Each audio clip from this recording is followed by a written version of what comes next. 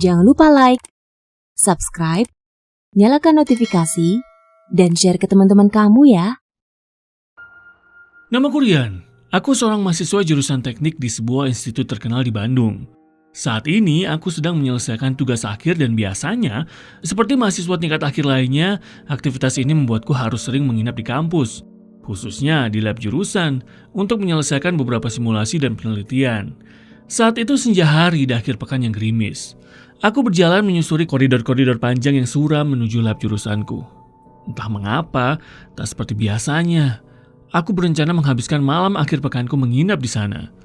Padahal aku tahu, aku tak perlu lagi sering-sering menginap di kampus karena penelitianku kini mulai menemukan titik terang dan beberapa simulasiku cocok dengan teori. Seharusnya aku menerima ajakan cewekku yang ingin sekali pergi kencan di akhir pekan ini. Tapi ya, entahlah, aku menolak ajakannya dengan alasan tugas akhirku belum selesai dan deadline-nya sudah makin dekat. Aku menengadah dan kulihat langit tampak lebih gelap dari seharusnya. Memang, sudah beberapa hari ini hujan turun terus. Terang sebentar, kemudian mendung dan selanjutnya pasti hujan lagi. Udara jadi terasa dingin sekali. Dan ini membuat suasana kampus berubah drastis. Semua basah dan tampak beku. Tapi lebih dari itu, kampus jadi terlihat seperti zona mati tak berpenghuni. Aku bahkan tak melihat seorang mahasiswa pun berjalan di sepanjang koridor kampus, yang biasanya ramai sekali. Suasana ini membuatku merasa agak asing. Aku sampai di depan lab jurusan. Ketika aku buka pintu, hawa dingin tiba-tiba menerpaku. Pasti AC-nya hidup semua, pikirku. Setiba di dalam, aku melayangkan pandangan ke seluruh ruangan. Sepi sekali hari ini, kataku dalam hati. Ratusan komputer layar datar terhampar berbaris-baris hingga sampai ke belakang. Semua tampak jelas dan sangat terang. Mungkin karena lantai keramik yang putih mengkilap memberikan efek terang jadi 2 kali lipat. Di ujung paling belakang, di komputer bernomor 333, aku melihat seseorang sedang duduk di sana. Sepertinya dia serius sekali dan nyaris tidak bergerak. Tubuhnya tidak terlihat olehku karena tertutup CPU dan monitor. Hanya puncak kepalanya saja terlihat menyembul. Tapi sepertinya dia laki-laki, karena aku pikir tak mungkin cewek berani sendiri pada saat seperti ini. Mungkin mahasiswa angkatan di bawahku, karena tampaknya tidak terlalu familiar. Tapi mengapa dia memilih komputer paling belakang? Apa dia benar-benar melakukan penelitian, atau sedang melihat sesuatu yang tak ingin diketahui orang lain? Itu urusannya, apa peduliku? Aku memilih komputer paling depan, paling dekat pintu. Aku memang lebih nyaman duduk di sana. Setelah memasukkan username dan password, aku mulai membuka file-file penelitianku. Dalam beberapa menit saja, aku sudah tenggelam dengan simulasi-simulasiku. Semua program kujalankan dan sambil menunggu hasilnya, seperti biasa, aku membuka sosial media, melihat update terbaru dari teman-teman. Tapi akhirnya aku agak terganggu dengan icon chatroom di pojok kanan bawah monitor yang terus berkedip, menandakan ada seseorang yang mengirimiku pesan.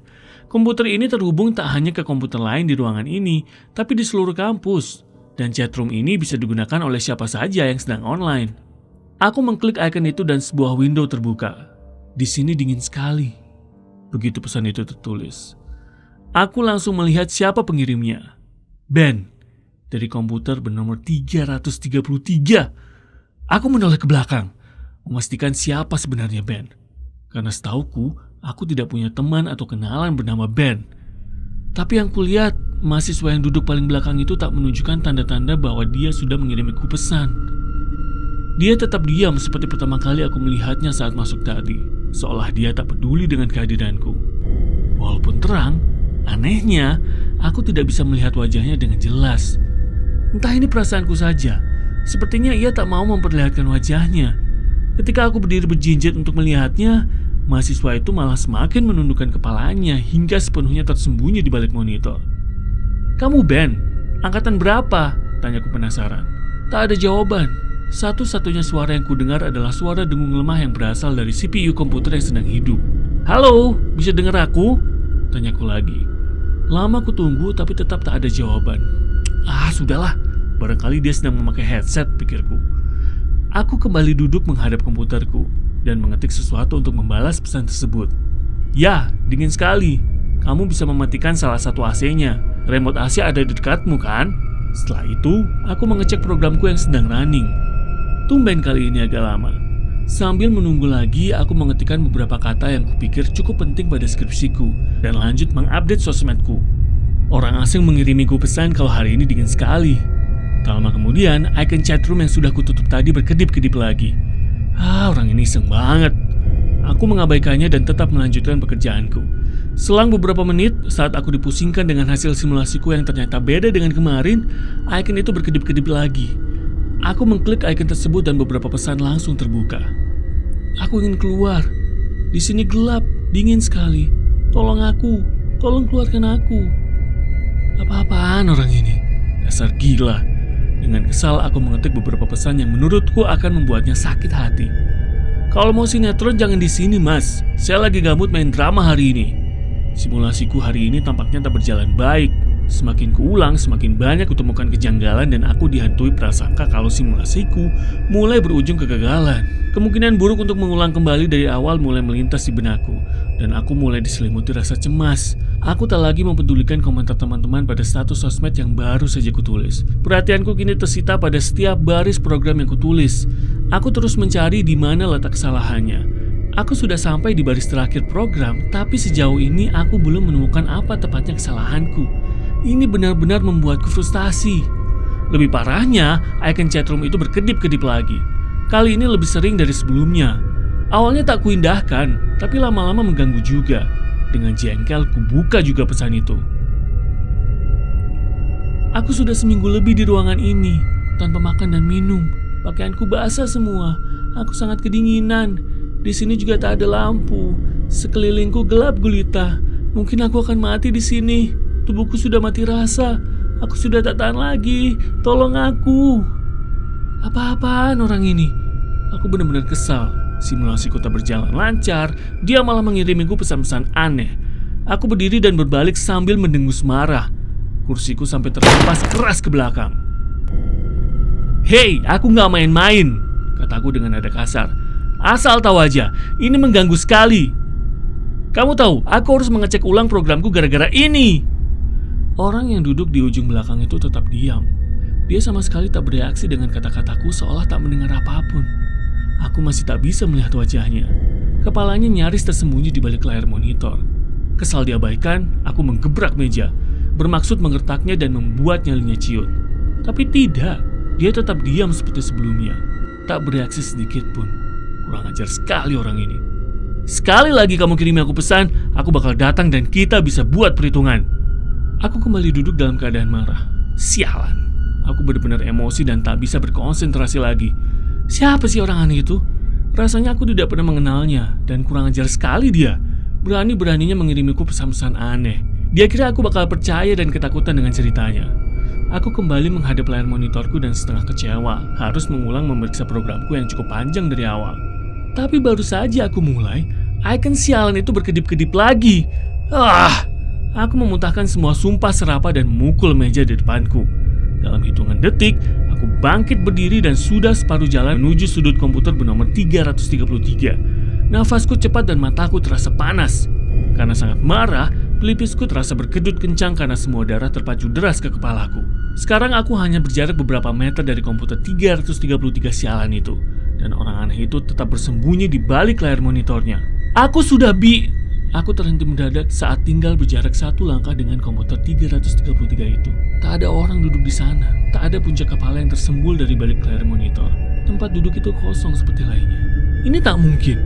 Tak mungkin dia pergi begitu saja tanpa melewatiku, karena satu-satunya pintu keluar ada di depan ruangan, dekat komputerku. Tapi anehnya, komputer 333 itu hidup. Layarnya terang. Ketika aku melihat tempat duduknya, ada bekas cekungan di situ. Jelas sekali bekas orang duduk di sana dan baru saja pergi meninggalkannya. Aku melayangkan pandangan ke seluruh ruangan, berharap orang itu berdiri di suatu tempat di ruangan ini. Dengan begitu aku bisa memberinya sedikit pelajaran atau mungkin semacam gebukan. Tapi tidak, semua tampak serba putih seperti biasa. Cahaya lampu begitu terang dan mustahil menyembunyikan apapun di sini. Tak ada seorang pun di ruangan ini. Aku kembali melihat layar monitor komputer 333 itu. Ada Windows yang sedang terbuka, menampilkan sebuah tulisan panjang. Tanpa sadar, aku membacanya dan larut di dalam ceritanya. Aku Ben, mereka sering mengejakku banci. Aku sering dilecehkan. Kadang mereka melempariku dengan kerikil, kadang dengan air kotor. Bahkan mereka cukup sering menonjok perutku. Tak ada seorang pun yang peduli. Ketika aku diejek dan disakiti, semua orang hanya diam. Malah dalam diam mereka, ada yang tampak tersenyum samar, seolah aku layak diperlakukan begitu. Entah mengapa aku tak punya teman. Tak ada seorang pun yang mau berteman denganku. Selentingan ku dengar kabar kalau aku najis bagi mereka. Aku adalah kotoran yang harus disingkirkan. Aku adalah manusia gagal. Tapi mengapa? Apa salahku? Hari demi hari kulalui seperti di neraka. Semua tatapan orang seolah menyudutkanku untuk segera menyingkir. Semua mengejekku dengan tawa yang memuakkan. Dan suara-suara terkutuk itu mulai mengepung kepalaku, menyuruhku untuk segera lenyap, menghilang untuk selamanya. Aku ingin berteriak sekencang-kencangnya. Tapi tubuhku entah mengapa terasa sakit dan lemah. Aku bahkan tak bisa berjalan. Aku terbangun pada suatu senja suram yang diguyur hujan dan kudapati diriku berada di sebuah ruangan gelap. Aku tidak tahu di mana aku. Aku tak tahu ini ruangan apa. Pikiranku berkecamuk dan bayangan-bayangan orang yang mengejekku bermunculan seperti barisan wajah-wajah dengan tawa yang memuakkan. Aku tidak meneruskan membacanya. Ini jelas ditulis seseorang yang hobi menulis. Karena kisah ini pasti bukan diari seseorang. Tak mungkin cerita ini pernah terjadi di sini. Mustahil. Aku meninggalkan komputer 333 itu dan berjalan kembali menuju komputerku. Apa peduliku dengan cerita itu? Siapapun bisa saja pernah menulisnya dan menyimpan filenya di komputer itu. Dan kebetulan aku membacanya. Tapi baru saja aku sampai ke tengah ruangan, aku mendengar sebuah kursi diseret pelan di belakangku. Aku berbalik cepat dan tak mendapati apa-apa. Semua tampak sama seperti sebelumnya. Apa mungkin dia sedang mempermainkanku? Aku membungkukkan badan. Barangkali saja dia bersembunyi di bawah meja komputer. Aku terus merendahkan kepalaku dan menyelidiki setiap kolong meja. Semula tak ada apa-apa. Semua kolong tampak seperti biasanya, dipenuhi kabel-kabel yang berkelindan. Tapi detik berikutnya, aku menangkap ada gerakan samar di balik kolong meja di salah satu sudut ruangan. Aku melihat ada bagian tubuh yang tak tertutupi sepenuhnya. Ketika aku menggeser tubuhku untuk bisa melihat siapa orang yang sedang bersembunyi itu, aku melihat sesuatu yang benar-benar menakutkan. Apapun itu, yang jelas bukan manusia. Terlihat sedang jongkok, wajahnya yang keriput terlihat sangat pucat dengan kedua bola mata putih besar melotot. Dan dia menyeringai padaku, memperlihatkan deretan bibinya yang kecil-kecil tajam seperti mata gergaji.